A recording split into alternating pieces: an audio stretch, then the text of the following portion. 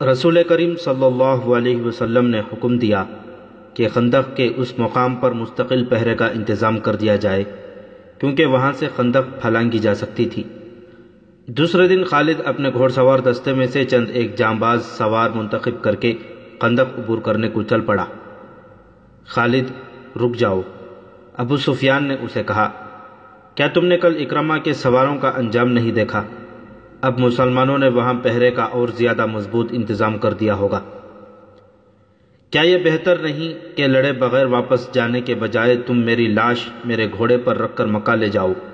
خالد نے کہا، اگر ہم ایک دوسرے کے انجام سے ڈرنے لگے تو وہ دن بہت جلد طلوع ہوگا جب ہم مسلمانوں کے غلام ہوں گے۔ میں تمہیں نہیں روکوں گا میرے دوست، اکرمہ نے خالد سے کہا، لیکن میری ایک بات سن لو، اگر تم میری شکست کا انتقام لینے جا رہے ہو تو رک جاؤ، اگر تمہیں قریش کی عظمت عزیز ہے تو ضرور جاؤ۔ آج مدینہ کی طرف جاتے ہوئے خالد کو وہ لمحے یاد آ رہے تھے۔ اسے نہ اس وقت یہ خیال آیا تھا نہ آج کہ وہ یہ جانتے ہوئے بھی کہ خندق عبور کر کے بھی مارا جائے گا، نہ عبور کر سکا تو بھی مارا جائے گا، کیوں خندق کی طرف چل پڑا تھا۔ وہ 16 مارچ 627 عیسوی کے دن کا تیسرا پہر تھا۔ خالد چند ایک منتخب سواروں کے ساتھ خندق کی طرف بڑھا۔ اس نے خندق پھلانگنے کے لیے کچھ فاصلے سے اپنے گھوڑے کو ایڑ لگائی، مگر اس مقام کے پہرے پر جو مسلمان کہیں چھپے بیٹھے تھے انہوں نے تیروں کا مہ برسا دیا۔ خالد نے لگام کو پوری طاقت سے کھینچا اور اس کا گھوڑا خندق کے عین کنارے پر جا رکا۔ خالد نے گھوڑے کو پیچھے موڑا اور اپنے تیر اندازوں کو بلایا۔ اس نے سوچا تھا کہ اس کے تیر انداز مسلمانوں پر تیر پھینکتے چلے جائیں گے جس سے مسلمان سر نہیں اٹھا سکیں گے اور وہ خندق پھلانگ لے گا، لیکن مسلمانوں نے تیر اندازی میں اضافہ کر دیا۔ مسلمان تیروں کی بوچھاڑوں میں تیر چلا رہے تھے، خالد کو پسپا ہونا پڑا۔ خالد اس انداز سے اپنے سواروں کو وہاں سے ہٹا کر دوسری طرف چل پڑا جیسے اس نے خندق پر ایک اور حملے کرنے کا ارادہ ترک کر دیا ہو۔ مورخین جن میں ابن ہشام اور ابن سعد قابل ذکر ہیں لکھتے ہیں کہ یہ خالد کی ایک چال تھی۔ اس نے چلتے چلتے اپنے سوار جیش میں مزید سوار شامل کر لیے۔ اس نے سوچا یہ تھا کہ اسے پسپا ہوتے دیکھ کر مسلمان پہرے دار ادھر ادھر ہو جائیں گے۔ اس نے ادھر دیکھا، وہاں اسے کوئی پہرے دار نظر نہ آیا۔ اس نے اپنے دستے کو خندق کے کم چوڑائی والے مقام کی طرف موڑ کر سرپٹ دوڑا دیا۔ خالد کی یہ چال صرف اس حد تک کامیاب رہی کہ اس کے 3-4 گھوڑ سوار خندق پھلانگ گئے۔ ان میں خالد سب سے آگے تھا۔ مسلمان پہرے داروں نے انہیں گھیرے میں لے لیا۔ قریش کے جو سوار ابھی خندق کے پار تھے ان پر مسلمانوں نے اتنے تیر برسائے کہ انہیں پسپا ہونا پڑا۔ خالد اور اس کے سواروں کے لیے مسلمانوں کے گھیرے سے نکلنا بہت مشکل ہو گیا۔ یہ زندگی اور موت کا معرکہ تھا جو خالد نے گھوڑا دوڑا دوڑا کر اور پینترے بدل بدل کر لڑا۔ اس کے سوار بھی تجربے کار اور پھرتیلے تھے۔ ان میں سے ایک مارا گیا۔ خالد اب دفاعی معرکہ لڑ رہا تھا۔ اس نے کئی مسلمانوں کو زخمی کیا جن میں سے ایک شہید ہو گیا۔ آخر اسے نکلنے کا موقع مل گیا اور اس کا گھوڑا خندق کو پھلانگ آیا۔ اس کے جو سوار زندہ رہ گئے تھے وہ بھی خندق پھلانگ آئے۔ اس کے بعد قریش میں سے کسی نے بھی خندق کے پار جانے کی جرأت نہ کی۔ اکرمہ اور خالد کی ناکامی کے بعد قریش اور ان کے دیگر اتحادی قبائل کے لشکر میں مایوسی جو پہلے ہی کچھ کم نہ تھی اور بڑھ گئی، خوراک نہ ہونے کی برابر رہ گئی تھی۔ ابو سفیان جو اپنے اور دیگر تمام قبائل کے لشکر کا سالار اعلیٰ تھا پہلے ہی ہاتھ پاؤں چھوڑ بیٹھا تھا۔ خالد، اکرمہ اور صفوان نے یہ ظاہر کرنے کے لیے کہ ان کا لشکر زندہ و بیدار ہے یہ کارروائی جاری رکھی کہ وقتاً فوقتاً خندق کے قریب جا کر مسلمانوں کی خیمہ گاہ پر تیر برساتے رہے۔ اس کے جواب میں مسلمانوں نے تیر اندازوں کو خندق کے قریب پھیلا دیا جو اہل قریش کے تیر اندازوں پر جوابی تیر اندازی کرتے رہے۔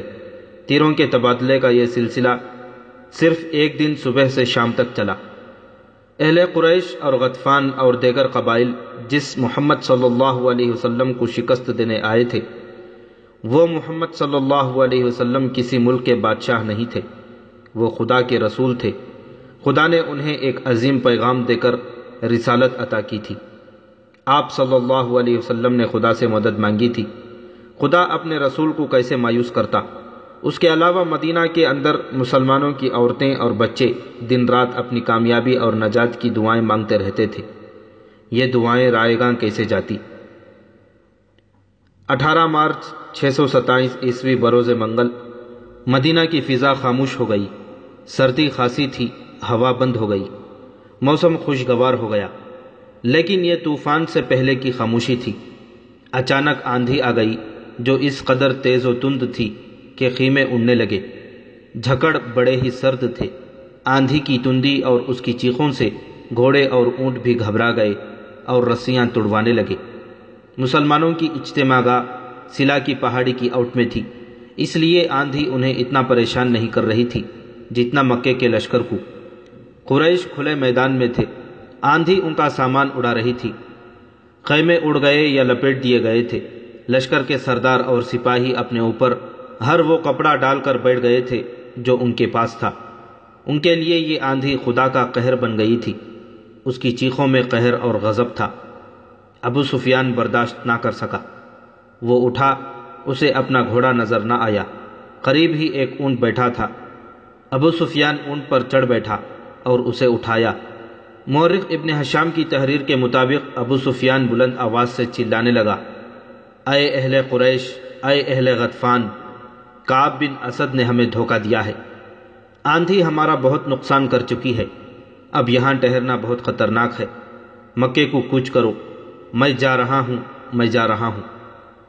اس نے اونٹ کو مکے کی طرف دوڑا دیا۔ خالد کو آج وہ منظر یاد آ رہا تھا۔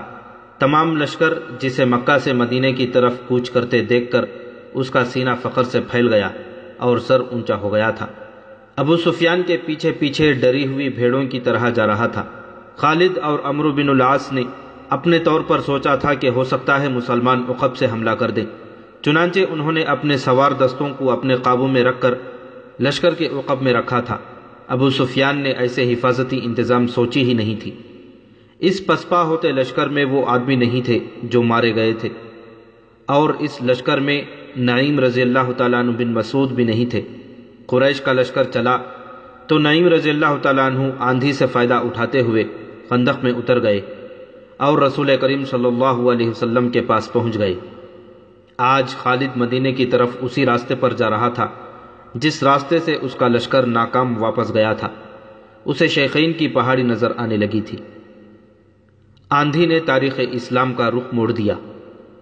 آندھی نے یہ حقیقت واضح کر دی کہ خدا حق پرستوں کے ساتھ ہوتا ہے۔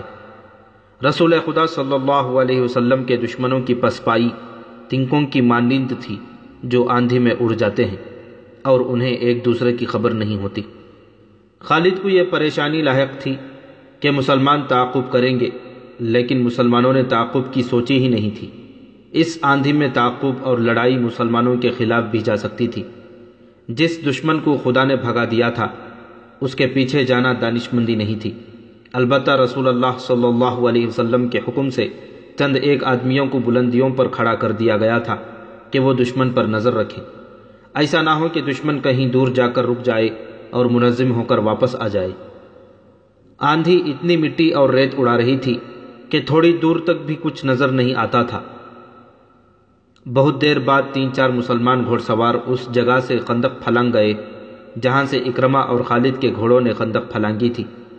وہ دور تک چلے گئے، انہیں اڑتی ہوئی گرد اور ریت کے سوا کچھ بھی نظر نہ آیا۔ وہ رک گئے لیکن واپس نہ آئے۔ شام سے کچھ دیر پہلے آندھی کا زور ٹوٹ گیا اور جھکڑ تھم گئے۔ فضا صاف ہو گئی اور نظر دور تک کام کرنے لگی۔ دور افق پر زمین سے گرد کے بادل اٹھ رہے تھے۔ وہ اہل قریش اور ان کے اتحادی قبائل کی پسپائی کی گرد تھی جو ڈوبتے سورج کی آخری کرنوں میں بڑی صاف نظر آتی تھی۔ یہ گرد مکے کو جا رہی تھی۔ تعاقب میں جانے والے مسلمان سوار اس وقت واپس آئے جب رات بہت گہری ہو چکی تھی۔ خدا کی قسم، انہوں نے واپس آ کر بتایا، وہ جو ہمارے عقیدے کو توڑنے اور مدینہ کی اینٹ سے اینٹ بجانے آئے تھے، وہ مدینہ سے اتنی دہشت لے کر گئے ہیں کہ رک نہیں رہے، کہیں پڑاؤ نہیں کر رہے۔ کیا راتوں کو مسافر پڑاؤ نہیں کیا کرتے؟ کیا لشکر راتوں کو بھی چلتے رہتے ہیں؟ وہی چلتے رہتے ہیں جو منزل تک بہت جلدی پہنچنا چاہتے ہیں۔ احادیث اور مورخوں کی تحریروں کے مطابق رسول کریم صلی اللہ علیہ وسلم کو جب یقین ہو گیا کہ دشمن گھبراہٹ کے عالم میں بھاگا ہے اور ایسا امکان ختم ہو چکا ہے کہ وہ منظم ہو کر واپس آ جائے، تب آپ صلی اللہ علیہ وسلم نے کمر سے تلوار کھولی، خنجر اتار کر رکھ دیا اور اللہ کا شکر ادا کر کے غسل کیا۔ اس رات کی کوکھ سے جس صبح نے جنم لیا وہ مدینہ والوں کے لیے فتح و نصرت اور مسرت و شادمانی کی صبح تھی۔ ہر طرف اللہ اکبر اور خوشیوں کے نعرے تھے۔ سب سے زیادہ خوشی عورتیں اور بچے منا رہے تھے جنہیں چھوٹے چھوٹے قلعوں میں بند کر دیا گیا تھا۔ وہ خوشی سے چیختے چلاتے باہر نکلے۔ مدینے کی گلیوں میں مسلمان بہت مسرور پھر رہے تھے۔ فتح کے اس جشن میں بنو قریظہ کے یہودی بھی شامل تھے۔ رسول کریم صلی اللہ علیہ وسلم نے انہیں امن و امان میں رہنے کے عوض کچھ مراعات دے رکھی تھیں۔ ظاہری طور پر وہ اپنے آپ کو مسلمان کا دوست کہتے اور دوستوں کی طرح رہتے تھے۔ اہل قریش کی پسپائی پر وہ مسلمانوں کی طرح خوشیاں منا رہے تھے، لیکن ان کا سردار کعب بن اسد اپنے قلعہ نما مکان میں بیٹھا تھا۔ اس کے پاس اپنے قبیلے کے 3 سرکردہ یہودی بیٹھے تھے اور اس وقت کی غیر معمولی طور پر حسین یہودن یوحاوا بھی وہاں موجود تھی۔ وہ گزشتہ شام اہل قریش کی پسپائی کی خبر سن کر آئی تھی۔ کیا یہ اچھا نہیں ہوا کہ ہم نے مسلمانوں پر حملے نہیں کیے؟ کعب بن اسد نے کہا۔ مجھے نعیم رضی اللہ تعالیٰ عنہ بن مسعود نے اچھا مشورہ دیا تھا۔ اس نے کہا تھا کہ قریش سے معاہدے کی ضمانت کے طور پر چند آدمی یرغمال کے لیے مانگو۔ اس نے یہ بھی کہا تھا کہ قریش اس سے دگنا لشکر لے آئیں تو بھی خندق عبور نہیں کر سکتے۔ میں نے نعیم کا مشورہ اس لیے قبول کر لیا تھا کہ وہ اہل قریش میں سے ہے۔ وہ اہل قریش میں سے نہیں، ایک یہودی نے کہا، وہ محمد کے پیروکاروں میں سے ہے۔ خدائے یہودا کی قسم تمہاری بات سچ نہیں ہو سکتی۔ کعب بن اسد نے کہا، وہ اہل قریش کے ساتھ آیا تھا مگر ان کے ساتھ گیا نہیں۔ اسی یہودی نے کہا، میں نے کل شام اسے مدینہ میں مسلمانوں کے ساتھ دیکھا ہے۔ اس وقت تک اہل قریش کا لشکر مدینہ سے بہت دور جا چکا تھا۔ پھر تمہیں کس نے بتایا ہے کہ وہ محمد صلی اللہ علیہ وسلم کے پیروکاروں میں سے ہے؟ کعب نے کہا، میں ایسی بات کو کیوں سچ مان لوں جو تم نے کسی سے پوچھی نہیں؟ میں نے اپنے ایک مسلمان دوست سے پوچھا تھا۔ یہودی نے کہا، میں نے نعیم کو دیکھ کر کہا تھا، کیا مسلمان اہل قریش کی جنگی قیدیوں کو اب کھلا رکھتے ہیں؟ میرے دوست نے جواب دیا تھا کہ نعیم کبھی کا اسلام قبول کر چکا ہے، اسے مدینہ میں آنے کا موقع اب ملا ہے۔ پھر اس نے ہمیں مسلمانوں سے نہیں بلکہ مسلمانوں کو ہم سے بچایا ہے۔ کعب بن اسد نے کہا، اس نے جو کچھ بھی کیا ہے ہمارے لیے اچھا ثابت ہوا۔ اگر ہم قریش کی بات مان لیتے تو مسلمان ہمارے دشمن ہو جاتے۔ ایک اور یہودی نے کہا، تم یہی کہنا چاہتے ہو نا؟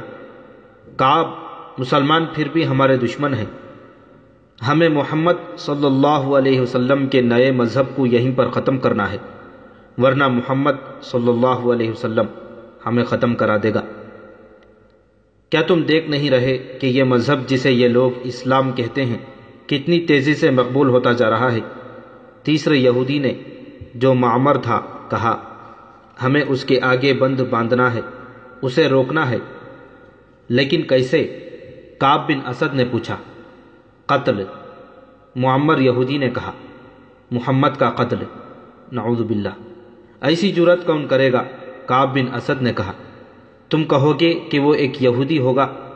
اگر وہ محمد صلی اللہ علیہ وسلم کے قتل میں ناکام ہو گیا تو بنو قینقاع اور بنو نذیر کا انجام دیکھ لو۔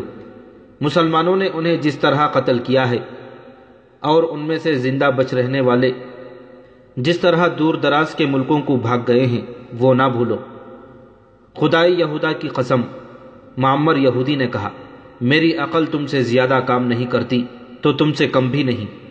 تم نے جو آج سوچا ہے وہ میں اور لیث بن موشان بہت پہلے سوچ چکے ہیں۔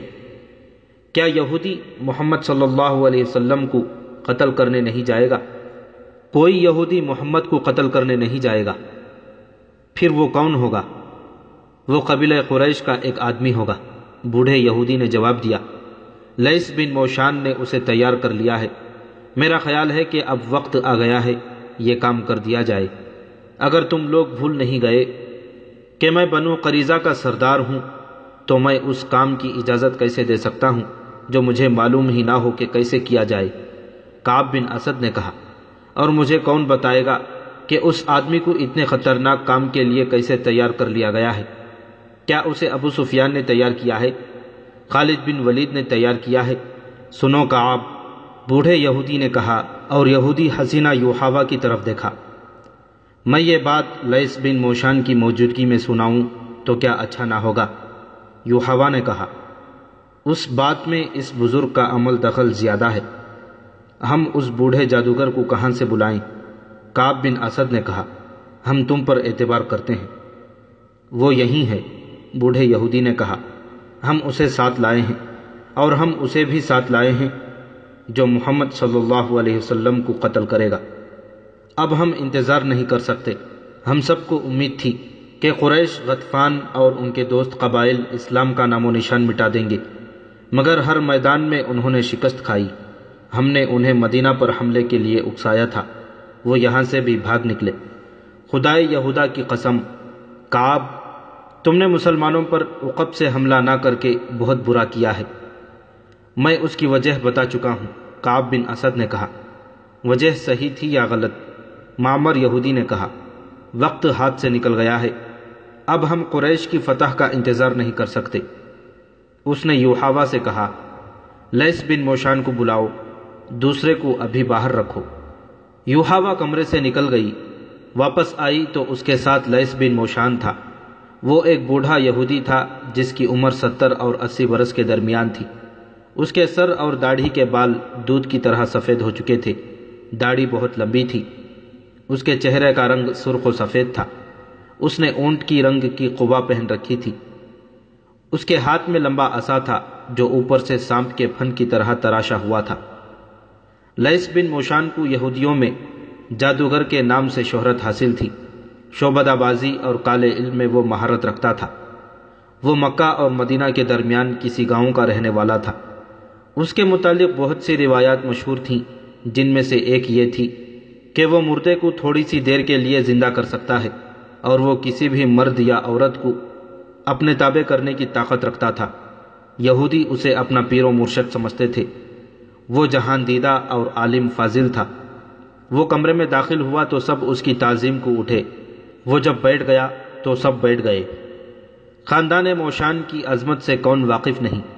کعب بن اسد نے کہا، خدائے یہودا کی قسم، ہم میں سے کوئی بھی آپ کو یہاں بلانے کی جرت نہیں کر سکتا تھا۔ یوحاوا شاید آپ کو لے آئی ہے۔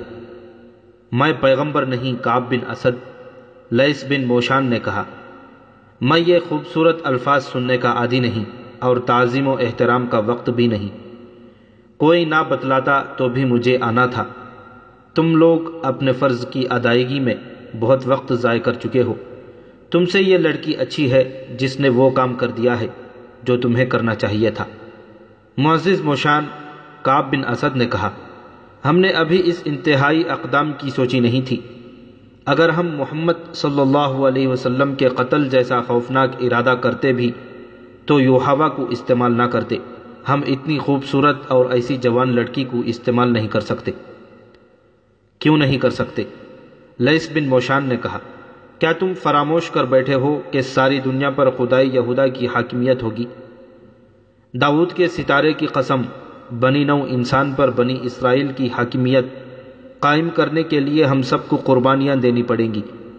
ہمیں انسان کی فطری کمزوریوں کو اپنے ہاتھ میں لینا ہے۔ کیا تم نہیں جانتے کہ مرد کیا چاہتا ہے؟ اعلیٰ نسل کے 20 گھوڑے اور 20 غلام یوحاوا کے ساتھ کھڑے کر دو۔ کسی سے بھی کہو اسے جو پسند ہے وہ لے جائے۔ داؤد کے ستارے کی قسم، وہ آدمی 20 گھوڑے اور 20 غلام چھوڑ دے گا اور یوحاوا کو ساتھ لے جائے گا۔ اس محفل میں خاموشی طاری رہی۔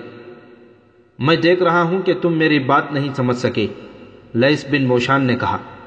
تمہارے دماغوں میں اپنی بیٹیوں کی عصمت سمائی ہوئی ہے۔ میری بات غور سے سنو۔ عصمت کا شرم و حیا کے ساتھ کوئی تعلق نہیں۔ یہ ایک ہتھیار ہے جو ہمیں اپنے دشمنوں کو بیکار کرنے کے لیے استعمال کرنا ہے۔ بدی کیا ہے، نیکی کیا ہے؟ میں جانتا ہوں تم مجھے جواب دو گے، یہ جواب صحیح ہوگا، لیکن جب تم دنیا کے کونے کونے تک یہودیت کو پہنچانے کی بات کرو گے تو بدی اور نیکی کے معنی بدل جائیں گے۔ محمد صلی اللہ علیہ وسلم برائی اور بدی کو ختم کر رہا ہے۔ ہمیں برائی اور بدی پیدا کرنی ہے، مگر ہم خود برے اور بدکار نہیں ہوں گے۔ اگر تم روئے زمین پر پھیلی ہوئی نسل انسانی کو اپنی غلامی کے جہنم میں ڈالنا چاہتے ہو تو غیر یہودیوں کو جنت دکھاؤ، انہیں جنت کی حوریں دکھاؤ، انہیں میٹھی شراب پلاؤ۔ یہ لوگ بدمست حیوان رہیں، ان میں اور زیادہ حیوانیت پیدا کرو۔ یہ مت سوچو کہ اچھا کیا اور برا کیا ہے، یہ دیکھو کہ یہودیت کی حاکمیت کے لیے کیا اچھا ہے، خواہ وہ برا ہی ہو۔ اس نے یوحوا کی طرف دیکھا اور بولا، انہیں بتاؤ یوحوا، انہیں سمجھاؤ۔ یوحوا کے ہونٹوں پر مسکراہٹ آ گئی اور اس نے ایک کہانی سنا دی۔ یہ کہانی چند ماہ پہلے مکے سے شروع ہوئی تھی۔ یوحوا نے شرم و حجاب کے بغیر سب کو سنایا کہ وہ قریش کے 3 نامور سالار خالد، اکرمہ اور صفوان کو اپنے جسم و جوانی کے طلسم میں الگ الگ گرفتار کرنا چاہتی تھی۔ اس نے انہیں آپس میں ٹکرانے کی سوچی تھی، لیکن ان میں کوئی بھی اس کے ہاتھ نہ آیا۔ اس نے یہ بھی سوچا تھا کہ وہ تینوں کے دلوں میں اپنے سردار ابو سفیان کی نفرت پیدا کرے گی، لیکن خالد پتھر ثابت ہوا۔ یوحوا نے کہا، اس نے مجھے دھتکارا نہیں، لیکن وہ دلچسپی بھی ظاہر نہ کی جس کی مجھے توقع تھی۔ میرا خیال ہے اکرمہ اور صفوان پر خالد کا ہی اثر ہے، یہ تینوں جنگ و جدل کے دل دادا ہیں، اس کے سوا کچھ سوچتے ہی نہیں۔ یوحوا مایوس نہ ہوئی، اس نے اپنی کوشش جاری رکھی۔ خالد سے اس نے توجہ جلدی ہٹا لی، کیونکہ اس کے دماغ پر یہی ایک سودا سمایا ہوا تھا کہ مسلمانوں کو میدان میں شکست دینی ہے اور رسول اکرم صلی اللہ علیہ وسلم کو میدان جنگ میں یا جنگی قیدی بنا کر قتل کرنا ہے۔ ایک روز یوحوا مکے سے 4 میل دور ایک گاؤں میں گئی اور دن کے پچھلے پہر وہاں سے واپس چلی۔ اس کے ساتھ 2 لڑکیاں اور 3 آدمی تھے، وہ سب یہودی تھے اور 2 گھوڑوں والی گاڑی پر سوار تھے۔ ابھی آدھا راستہ بھی طے نہیں ہوا تھا کہ وہ صحرائی آندھی آ گئی جو ریت کے ٹیلوں کو اڑا لے جاتی ہے۔ ایک تو اس کی رفتار اتنی تیز ہوتی ہے کہ تنومند آدمی بھی پاؤں جما کر کھڑا نہیں رہ سکتا۔ اگر جسم کا کوئی حصہ ننگا رہ جائے تو ریت اتنی زور سے ٹکراتی ہے کہ کھال اترتی محسوس ہوتی ہے۔ اونٹ گھوڑے بے قابو ہو کر بھاگ اٹھتے ہیں۔ اچانک ریت کی ایک دیوار جو زمین سے آسمان تک پہنچی ہوئی تھی بڑی تیزی سے آئی اور ان یہودیوں کی گھوڑا گاڑی کو اس دیوار نے نگل لیا۔ فضا لال ہو گئی، ریت کے تھپیڑے اتنی زور سے پڑنے لگے جیسے بحری طوفان میں موجیں اٹھ اٹھ کر کشتی میں پڑتی اور کشتی کو پٹکتی ہیں۔ ٹیلے جڑوں سے اکھڑنے لگے۔ صحرائی آندھی میں رک کر کھڑے ہو جانا بہت ہی خطرناک ہوتا ہے۔ ریت اس طرح جسم سے ٹکرا کر وہیں اکٹھی ہونے لگتی ہے جیسے کوئی بیلچے سے ریت پھینک رہا ہو۔ کچھ دیر بعد وہاں ریت کی اونچی ڈھیر بن جاتی ہے اور اس میں ایک انسان دفن ہوتا ہے، مگر وہ زندہ نہیں رہ سکتا۔ آندھی ہمارے پہلو کی طرف سے آئی تھی، یوحوا نے سنایا۔ گھوڑے ریت سے لدے ہوئے جھکڑ برداشت نہ کر سکے اور بے لگام ہو گئے۔ انہوں نے اپنا رخ آندھی کے رخ کے مطابق کر لیا اور سرپٹ دوڑ پڑے۔ آگے چھوٹے بڑے گڑھے آئے۔ گھوڑا گاڑی بڑی زور سے اچھلتی ڈولتی اور بے لگام گھوڑوں کی رحم و کرم پر اڑی جا رہی تھی۔ گاڑی کے اندر اس قدر ریت آ رہی تھی کہ اپنا آپ بھی نظر نہیں آتا تھا۔ ایک جگہ گاڑی کے ایک طرف کے پہیے گڑھے میں چلے گئے یا دوسری طرف کے پہیے اونچی جگہ چلے گئے۔ گاڑی ایک طرف سے اتنی اوپر اڑ گئی کہ اس کا پہلو کے بل گرنا یقینی تھا، لیکن گاڑی نہ گری۔ اسے اتنا سخت جھٹکا لگا کہ میں جو اس طرف بیٹھی تھی لڑک کر باہر جا پڑی۔ گاڑی آگے نکل گئی۔ میں قلابازیاں کھاتی گئی، سنبھل کر اٹھی اور اپنے ساتھیوں کو پکارا، مگر آندھی کے زناٹوں اور اس کی چیخوں میں اپنی آواز مجھے بھی مشکل سے سنائی دے رہی تھی۔ میرے ساتھ گاڑی میں جو بیٹھے تھے انہوں نے شاید مجھے گرتے نہیں دیکھا تھا، اگر دیکھا تھا تو ان میں سے کسی نے اتنی ہمت نہ کی کہ میرے پیچھے کود آتا تاکہ میں تنہا نہ رہتی۔ میں اتنی خوف زدہ کبھی نہیں ہوئی تھی اور میں ایسی خوفناک آندھی میں بھی کبھی نہیں پھنسی تھی۔ آندھی میں کچھ نظر نہیں آتا تھا، میرے نیچے کوئی راستہ نہیں تھا۔ مجھے یہ معلوم تھا کہ گھوڑے صحیح راستے سے ہٹ کر نہ جانے گاڑی کو کس طرف لے آئے تھے۔ میں چہرے پر کپڑا ڈالے آندھی کے رخ میں جا رہی تھی۔ پاؤں جمتے نہیں تھے۔ یوحوا کو آندھی دھکیلتے لے جا رہی تھی۔ اچانک آندھی کی چیخیں بہت ہی بلند اور ڈراؤنی ہو گئیں۔ یوحوا پہلے نیچے گئی۔ وہ گھاٹی تھی جو وہ آندھی کے زور پر اتر گئی۔ پھر وہ ایک دیوار سے ٹکرائی۔ یہ ریتیلی مٹی کی دیوار تھی۔ یوحوا اس پر ہاتھ رکھ رکھ کر آگے چلتی گئی۔ یہ نشیبی جگہ تھی جس میں مٹی کے ٹیلے اور ٹنڈ منڈ سے سہرائی درخت بھی تھے۔ یہاں آندھی کی چیخیں ایسی ہو گئی تھیں جیسے بہت سی عورتیں چیخ چلا رہی ہوں۔ بعض چیخیں آندھی کی لگتی ہی نہیں تھیں، یہ انسانوں کی بھی نہیں لگتی تھیں، یہ چڑیلوں یا درندوں کی معلوم ہوتی تھیں۔ یہ یہودا حسینہ جو اپنے آپ کو نڈر اور دلیر سمجھتی تھی، خوف سے رو پڑی۔ وہ جانتی تھی کہ آندھی تھم جائے گی، لیکن وہ یہ بھی جانتی تھی کہ کسی کے ہاتھ چڑھ گئی تو وہ اسے اس کے گھر نہیں اپنے گھر لے جائے گا، اور یہ بھی ہو سکتا تھا کہ کوئی اسے خراب کر کے قتل کر جائے۔ رات آ رہی تھی، بھیڑیوں کا خطرہ الگ تھا۔ کوئی اور خطرہ نہ ہوتا تو یہ خطرہ موجود تھا کہ وہ مکے کے راستے سے بھٹک آئی ہے۔ صحرا میں راستے کی تلاش ناممکن ہوتی ہے۔ بھٹکے ہوئے مسافر کا انجام موت ہوتا ہے۔ وہ تھکن سے نہیں، پیاس سے مرتا ہے۔ اسے اونٹ کے بڑبڑانے کی آواز آئی۔ اس کی دہشت زدگی بڑھ گئی، لیکن اسے آندھی کی آواز سمجھ کر اس نے دل کو تسلی دی۔ اسے کچھ بھی نظر نہیں آ رہا تھا۔ وہ مٹی کی دیوار پر ہاتھ رکھ رکھ کر جا رہی تھی۔ یہ دیوار بہت بڑا ٹیلا تھا جو آگے جا کر گھوم گیا۔ اونٹ کی آواز ایک بار پھر سنائی دی۔ اب یہ آواز بہت قریب سے آئی تھی، اتنی قریب سے کہ یوحوا رک کر پیچھے ہٹ آئی۔ اب اسے شک نہ رہا، یہ اونٹ کی ہی آواز تھی۔ اونٹ اکیلا نہیں ہو سکتا تھا، 2-3 آدمیوں کا وہاں ہونا ضروری تھا۔ یہ آدمی اس کے ہمدرد تو نہیں ہو سکتے تھے۔ وہ گناہ اور بدی کا دور تھا۔ یوحوا نے وہاں سے بھاگنے کا ارادہ کیا، لیکن کس طرف، کہاں؟ وہاں کوئی پناہ نہیں تھی۔ آندھی ٹیلوں اور خشک درختوں کے درمیان سے گزر کر ہیبت ناک چیخیں پیدا کر رہی تھی۔ یوحوا کے پاؤں جیسے زمین نے جکڑ لیے تھے۔ اسے اپنے ان آدمیوں پر غصہ آنے لگا جن کے ساتھ وہ گھوڑا گاڑی میں جا رہی تھی۔ انہیں اتنا بھی پتہ نہ چلا کہ وہ گاڑی سے گر گئی ہے۔ کوئی طاقت تھی جو اسے دھکیل کر ایک طرف لے گئی۔ وہاں سے دیوار کی طرح سیدھا کھڑا ٹیلا اندر کو چلا گیا تھا۔ وہ بڑی اچھی آؤٹ تھی۔ وہ آندھی کی تھپیڑوں سے محفوظ ہو گئی۔ وہاں 3-4 گز دور تک وہ دیکھ بھی سکتی تھی۔ اسے اونٹ نظر نہیں آ رہا تھا۔ دیوار کے ساتھ ساتھ وہ اور اندر تو گئی۔ ایک غار کا دہانہ دکھائی دیا، لیکن اس نے اندر جانے کی جرت نہ کی۔ وہ رک گئی۔ اندر آ جاؤ، اسے ایک آدمی کی آواز سنائی دی۔ باہر کیوں کھڑے ہو بھائی، اندر آ جاؤ۔ یوحوا کی بے اختیار چیخ نکل گئی اور وہ پیچھے کو دوڑی۔ جو ہی وہ اس آؤٹ سے باہر نکلی، آندھی نے اس پر اس طرح ریت پھینکی جیسے کسی نے بیلچے سے پھینکی ہو۔ یوحوا گھبرا کر پیچھے ہٹی۔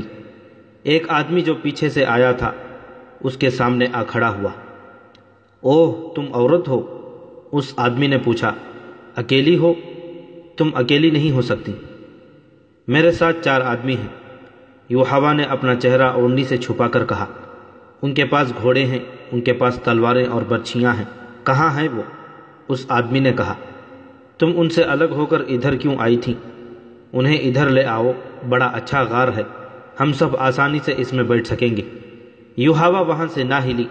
اس آدمی نے اسے 3 بار کہا کہ وہ ان آدمیوں کو ساتھ لے آئے، لیکن یوحوا کی زبان بند ہو گئی تھی۔ اس آدمی نے جھپٹا مار کر یوحوا کی اوڑھنی کھینچ لی۔ تم اس یہودی کی بیٹی نہیں ہو؟ اس آدمی نے پوچھا اور یوحوا کے باپ کا نام لے کر بولا۔ تم اکیلی ہو؟ ہاں، میں اکیلی ہوں، یوحوا نے روتی ہوئی آواز میں کہا۔ مجھ پر رحم کرو۔ یوحوا نے اسے بتایا کہ وہ یہاں کس طرح پہنچی ہے۔ میرے ساتھ آؤ، اس آدمی نے کہا اور یوحوا کا بازو پکڑ کر اسے اپنے ساتھ لے گیا۔ ذرا رکو، یوحوا نے کہا۔ تم کتنے آدمی ہو؟ کیا تم مجھ پر رحم نہیں کرو گے؟ تم قبیلہ قریش کے آدمی ہو شاید۔ میں اکیلا ہوں، آدمی نے کہا، اور میرا قبیلہ قریش ہی ہے۔ میں تم پر رحم ہی کر رہا ہوں۔ میں نے تمہیں مکے میں اکثر دیکھا ہے، یوحوا نے کہا۔ تمہارے نام سے میں واقف نہیں۔ میں جرید بن مسیب ہوں، میرے ساتھ آؤ۔ پھر تم مجھے گھر تک پہنچا دو گے؟ یوحوا نے پوچھا۔ میں تمہیں ناراض نہیں کروں گی۔ اونٹ جس کی آوازیں یوحوا نے سنی تھیں وہ جرید بن مسیب کا تھا جو باہر کہیں بیٹھا تھا۔ جرید یوحوا کو غار میں لے گیا۔ جرید دراز قد، گھٹے ہوئے جسم اور دلکش چہرے مہرے والا جوان آدمی تھا۔ اس نے غار میں لے جا کر یوحوا کو پانی پلایا اور ایک تھیلی اس کے آگے رکھ دی جس میں کھجوریں تھیں۔ خاموشی سے بیٹھی رہو، جرید نے کہا۔ آندھی کا زور ٹوٹ رہا ہے، میں تمہیں گھر پہنچا دوں گا۔ ذرا خاموش رہ کر اس نے یوحوا سے پوچھا، تم نے یہ کیوں کہا تھا کہ میں تمہیں ناراض نہیں کروں گی؟ تم مجھے گھر پہنچانے کا معاوضہ لوگے؟ یوحوا نے کہا، میں اور کیا معاوضہ دے سکتی ہوں؟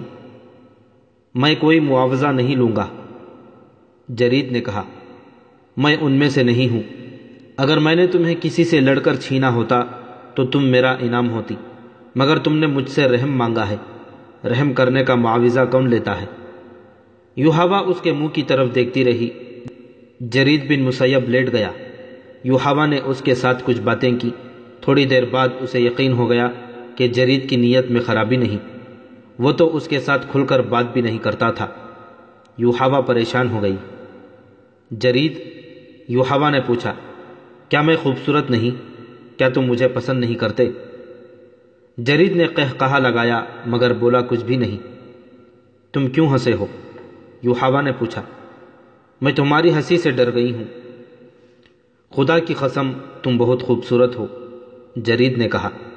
تم میری پسند کی لڑکی ہو، لیکن جس طرح اور جس جگہ تم مجھے ملی ہو یہ مجھے پسند نہیں۔ میری مردانگی کو مت للکارو۔ تمہارا جسم مجھے بہت اچھا لگتا ہے، لیکن میرے دیوتا مجھ پر لعنت بھیجیں گے کہ میں نے مصیبت میں پھنسی ہوئی لڑکی کا ہاتھ پکڑا اور اس کے جسم کو اپنا انعام سمجھ لیا۔ جرید پھر خاموش ہو گیا۔ یوحوا کے دل سے خوف نکلتا چلا گیا اور جرید اسے بڑا ہی خوبصورت نظر آنے لگا۔ میں نے جرید کو مکے میں کئی بار دیکھا تھا۔ یوحوا نے کعب بن اسد کے گھر میں سب کو یہ کہانی سناتے ہوئے کہا، لیکن میں نے اس کی طرف کبھی توجہ نہیں دی تھی۔ اپنے قبیلے میں اسے کوئی رتبہ یا اونچی حیثیت حاصل نہیں تھی، مگر اس روز غار میں اس کے پاس تنہا اور بے بس بیٹھ کر مجھے محسوس ہونے لگا کہ یہ تو اونچی حیثیت والے لوگوں سے بھی اونچا ہے۔ آندھی کا زور ٹوٹا تو سورج ڈوب رہا تھا۔ اس نے مجھے کہا، آؤ چلیں۔ میں اس کے پیچھے پیچھے غار سے نکلی۔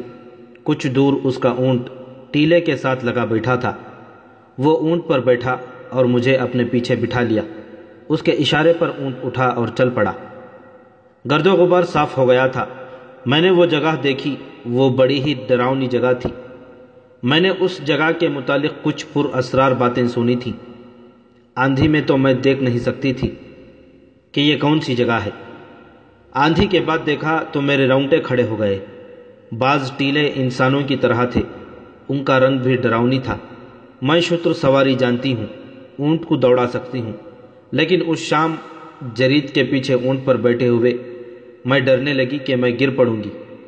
میں نے جرید کی کمر پر بازو ڈال کر اسے مضبوطی سے پکڑ لیا۔ مجھ میں یہ احساس بیدار ہو گیا کہ میں بڑی کمزور لڑکی ہوں اور جرید بن مسیب میرا محافظ ہے۔ آپ کو یہ تو معلوم ہو گیا ہے کہ میں اپنے مذہب کے لیے کیا کر رہی ہوں، لیکن آپ کو یہ معلوم نہیں ہوگا کہ اس راستے پر مجھے میرے باپ نے ڈالا ہے۔ یوحوا نے اسے بتایا کہ جب اہل قریش بدر میں مسلمانوں کے ہاتھ شکست کھا کر آئے تھے تو ان کی عورتوں نے بازو لہرا لہرا کر بین کیے تھے۔ یوحوا کا باپ کٹر یہودی تھا۔ قریش کی شکست پر اس کے آنسو نکل آئے تھے۔ اس نے کہا تھا کہ قریش کے 1000 جنگجو اگر رسول خدا صلی اللہ علیہ وسلم کے 313 آدمیوں سے شکست کھا آئے ہیں تو اس سے یہ ظاہر ہوتا ہے کہ محمد صلی اللہ علیہ وسلم کوئی جادو لے کے آیا ہے۔ اس نے کہا تھا، محمد کے پیروکار اسی قبیلہ قریش کے ہیں، وہ آسمان سے نہیں اترے۔ پھر وہ جیت کس طرح گئے؟ اس وقت یوحوا کمسن تھی۔ اگلے روز اس کے باپ نے گھر والوں کو اپنا خواب سنایا جو اس نے گزشتہ رات دیکھا تھا۔ اس نے دیکھا کہ اس کے ہاتھ میں تلوار ہے جو خون سے لال ہے اور اس کے سامنے ایک آدمی زمین پر پڑا تڑپ رہا ہے۔ اس کے کپڑے خون سے لال ہیں۔ یوحوا کو معلوم نہیں کہ یہ کون ہے جسے اس نے قتل کر دیا ہے۔ اسے ایک آواز سنائی دیتی ہے، یہ کام تمہیں کرنا ہے۔ تڑپتا ہوا زخمی مر جاتا ہے اور لاش اپنے آپ زمین میں غائب ہو جاتی ہے۔ وہاں سے ایک بڑی خوبصورت اور کمسن لڑکی ابھرتی ہے جس کے ہونٹوں پر مسکراہٹ ہے۔ اس پر اس خواب کا ایسا اثر ہوا کہ وہ لیث بن موشان کے پاس چلا گیا۔ اس نے خواب کی تعبیر پوچھی۔ لیث بن موشان نے اسے بتایا کہ وہ اپنی کمسن بیٹی یوحوا کو اسلام کی جڑیں کاٹنے کے لیے وقف کر دے۔ اس بوڑھے یہودی جادوگر نے یہ پیشن گوئی بھی کی تھی کہ جس نے نبوت کا دعویٰ کیا ہے، یعنی رسول کریم صلی اللہ علیہ وسلم، وہ اس لڑکی کے ہاتھوں قتل ہوں گے، نعوذ باللہ، یا یہ لڑکی ان کی نبوت کے خاتمے کا ذریعہ بنے گی۔ اس نے یوحوا کے باپ سے یہ بھی کہا تھا کہ وہ یوحوا کو اس کے پاس لے آئے۔ یوحوا کو لیث بن موشان کے حوالے کر دیا گیا۔ میں نے اس لڑکی کی تربیت کی ہے، لیث بن موشان نے یوحوا کی بات کاٹ کر کہا۔ خدائے یہودا نے اسے جو جسم اور جو حسن دیا ہے، یہ ایک دلکش تلوار ہے، یا اسے بڑا میٹھا زہر سمجھ لیں۔ اس نے قریش کو مسلمانوں سے ٹکرانے میں جو کام کیا ہے وہ تم میں سے کوئی نہیں کر سکتا۔ چھوٹے چھوٹے قبیلوں کے سرداروں کو اس لڑکی نے قریش کا اتحادی اور محمد کا دشمن بنا دیا ہے۔ اب اس نے محمد کے قتل کا جو انتظام مجھ سے کرایا ہے وہ اسی سے سنو۔ یوحوا نے سنایا کہ لیث بن موشان نے اس میں ایسی جرأت اور ایسی عقل مندی پیدا کر دی کہ وہ مردوں پر اپنے حسن کا جادو چلانے کی ماہر ہو گئی۔ حسین لڑکی ہوتے ہوئے اس میں مردوں جیسی جرأت آ گئی تھی، لیکن اس کا استاد اسے یہ نہ بتا سکا کہ جس نئے عقیدے کو روکنے کا اور جس شخصیت کے قتل کا انہوں نے ارادہ کر رکھا ہے، وہ عقیدہ خدا نے اتارا ہے، اور اس شخصیت کو خدا نے اس عقیدے کے فروغ کے لیے رسالت عطا کی ہے۔ یوحوا کی تربیت ایسی ہی ہوئی کہ وہ اپنے مذہب کو دنیا کا واحد سچا مذہب سمجھتی رہی اور یہ نہ سمجھ سکی کہ حق پرستوں پر اللہ کا ہاتھ ہوتا ہے۔ خدا نے اسے آندھی میں تنہا پھینک دیا، لیکن وہ خدا کا یہ اشارہ سمجھ نہ سکی۔ کہاں وہ جرأت کے معاملے میں اپنے آپ کو مردوں کے برابر سمجھتی تھی، کہاں وہ ایک کمزور اور بے بس لڑکی بن گئی۔ وہ مرد کے جسم سے ناآشنا تھی۔ جرید بن مسیب کا جسم بھی ایک مرد کا ہی جسم تھا، لیکن اس جسم کو وہ مقدس اور پاک سمجھنے لگی اور جرید اسے فرشتہ لگنے لگا۔ وجہ یہ تھی کہ وہ اس کے حسن، چہرے، ریشم جیسے بالوں اور دلکش جسم سے ذرا سا بھی متاثر نہ ہوا۔ یوحوا پر جرید کے اس رویے کا یہ اثر ہوا کہ وہ جرید کے جسم میں کشش محسوس کرنے لگی۔ مکہ دور نہیں تھا۔ شام کے بعد جب رات گہری ہو چکی تھی، جرید نے یوحوا کو اس کے گھر پہنچا دیا۔ یوحوا کے قلعہ نما مکان کا دروازہ کھلا تو اس کا باپ پریشان نظر آیا۔ اسے توقع نہیں تھی کہ اس کی بیٹی زندہ واپس آ جائے گی۔ انہوں نے جرید کو روک لیا اور شراب سے اس کی تواضع کی۔ جرید جب چلا گیا تو یوحوا نے اپنی ذات میں خلا محسوس کیا۔ دوسرے ہی روز اس نے جرید کو پیغام بھیجا کہ وہ اسے ملے۔ جرید آ گیا۔ یہ ایک جذباتی ملاقات تھی۔ جرید نے یہ ملاقات جذبات تک ہی رکھی۔ اس کے بعد ان کی ملاقاتیں ہوتی رہیں اور جرید کے دل میں بھی یوحوا کی محبت پیدا ہو گئی۔ یہ محبت پاک رہی۔ یوحوا حیران تھی کہ اس کے اندر پاکیزہ اور والہانہ محبت کے جذبات موجود ہیں۔ ایک روز جرید نے یوحوا سے پوچھا کہ وہ اس کے ساتھ شادی کیوں نہیں کر لیتی۔ نہیں، یوحوا نے جواب دیا، میں تمہارے جسم کی پوجا کرتی ہوں، شادی ہو گئی تو جذبات مر جائیں گے۔ میری بیٹیاں ہیں، بیٹا کوئی نہیں۔ جرید نے اسے کہا، میں دوسری شادی کرنا چاہتا ہوں، مجھے بیٹا چاہیے۔ یوحوا سوچ میں پڑ گئی۔ وہ جرید بن مسیب کی یہ خواہش پورا کرنا چاہتی تھی۔ اسے ایک راستہ نظر آیا۔ ہمارا ایک بزرگ ہے، لیث بن موشان، یوحوا نے کہا، اس کے پاس کوئی علم ہے، اس کے ہاتھ میں کوئی طاقت ہے۔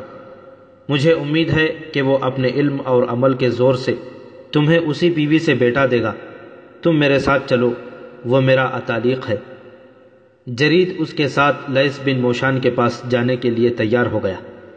ان کی دوستی دو آدمیوں یا دو عورتوں کی دوستی کی صورت اختیار کر گئی تھی۔ وہ جب اکٹھے بیٹھتے تو رسول اکرم صلی اللہ علیہ وسلم کے خلاف بھی باتیں کرتے تھے، اسلام کے فروغ کو روکنے کے منصوبے بھی بناتے تھے، لیکن جرید مسلمانوں کے خلاف کسی جنگی کارروائی میں شریک نہیں ہوتا تھا۔ یوحوا کو اس کی یہ بات پسند نہیں تھی، اسے وہ اکساتی اور بھڑکاتی تھی۔ میرا مذہب تم ہو، جرید بن مسیب نے اسے ایک روز فیصلے کے لہجے میں کہہ دیا تھا۔ تم میری بیوی نہیں بن سکتی تو نہ صحیح، میں تمہیں دیکھے بغیر زندہ نہیں رہ سکتا۔ میں تمہیں ایک راز بتا دیتی ہوں جرید، یوحوا نے اسے کہا تھا، میں کسی کی بیوی نہیں بنوں گی۔ میرے باپ نے میری زندگی یہودیت کے لیے وقف کر دی ہے۔ لیث بن موشان نے مجھے یہ فرض سونپا ہے کہ اسلام کے زیادہ سے زیادہ دشمن پیدا کروں۔ میرے دل میں اپنے مذہب کے بعد صرف تمہاری محبت ہے، مجھے تم اپنی ملکیت سمجھو۔ ایک روز جرید یوحوا کے ساتھ لیث بن موشان سے ملنے اس کے پاس چلا گیا۔ یوحوا اسے لیث بن موشان کے سامنے لے جانے کے بجائے پہلے خود اندر گئی اور اس نے لیث کو صاف الفاظ میں بتا دیا کہ جرید کو وہ محبت کا دیوتا سمجھتی ہے۔ اس نے لیث بن موشان کو بتایا کہ جرید نے اسے موت کے منہ سے نکالا تھا۔ اس نے لیث کو بتایا کہ جرید کی بیٹیاں ہیں، بیٹا ایک بھی نہیں۔ کیا آپ کے علم میں اتنی طاقت ہے کہ جرید کی بیوی کے بطن سے لڑکا پیدا ہو؟ یوحوا نے پوچھا۔ کیا نہیں ہو سکتا؟ لیث بن موشان نے کہا، پہلے میں اسے دیکھوں گا، پھر بتا سکوں گا کہ مجھے کیا کرنا پڑے گا۔ اسے میرے پاس بھیج دو۔ یوحوا نے اسے اندر بھیج دیا اور خود باہر کھڑی رہی۔ بہت سا وقت گزر جانے کے بعد لیث بن موشان نے جرید کو باہر بھیج کر یوحوا کو اندر بلایا۔ جو شخص تم جیسی خوبصورت اور دلکش لڑکی کے ساتھ اتنا عرصہ پاک محبت کر سکتا ہے، وہ بہت ہی مضبوط شخصیت کا آدمی ہے، لیث بن موشان نے کہا، یا وہ اس قدر کمزور شخصیت کا ہو سکتا ہے کہ تمہارے حسن کا جادو اپنے اوپر طاری کر کے تمہارا غلام ہو جائے۔ جرید مضبوط شخصیت کا آدمی ہے، یوحوا نے کہا، جرید کی ذات بہت کمزور ہے۔ لیث بن موشان نے کہا، میں نے تمہارے متعلق اس کے ساتھ کوئی بات نہیں کی، میں نے اس کی ذات میں اتر کر معلوم کر لیا ہے، یہ شخص تمہارے طلسم کا اسیر ہے۔ مقدس اتالیق، یوحوا نے پوچھا، آپ اس کے متعلق ایسی باتیں کیوں کر رہے ہیں؟ میں اسے ایک بیٹا دینا چاہتی ہوں، مجھے اس کے ساتھ اتنی محبت ہے کہ میں نے یہ بھی سوچ رکھا ہے کہ میں اس کے بیٹے کو جنم دوں گی۔ نہیں لڑکی، بوڑھے لیث نے کہا، تمہاری کوکھ سے اس کا بیٹا جنم نہیں لے گا۔ یہ شخص ذریعہ بنے گا اس فرض کا جو خدائے یہودا نے تمہیں اور مجھے سونپا ہے۔ یوحوا خاموشی سے لیث بن موشان کے چہرے پر نظریں جمائے ہوئے تھی۔ جسے تم اپنی محبت کا دیوتا سمجھتی ہو، وہ اس شخص کو قتل کرے گا جو کہتا ہے کہ اسے خدا نے نبوت دی ہے۔ لیث بن موشان نے کہا، جرید سے زیادہ موزوں آدمی اور کوئی نہیں ہوگا۔ کیا آپ پیشن گوئی کر رہے ہیں؟ یوحوا نے پوچھا، یہ کس طرح قتل کرے گا؟ اسے میں تیار کروں گا۔ یہ تیار نہیں ہوگا، یوحوا نے کہا، محمد کو یہ اپنا دشمن نہیں سمجھتا، قتل و غارت کو پسند نہیں کرتا، یہ سب کچھ کرے گا۔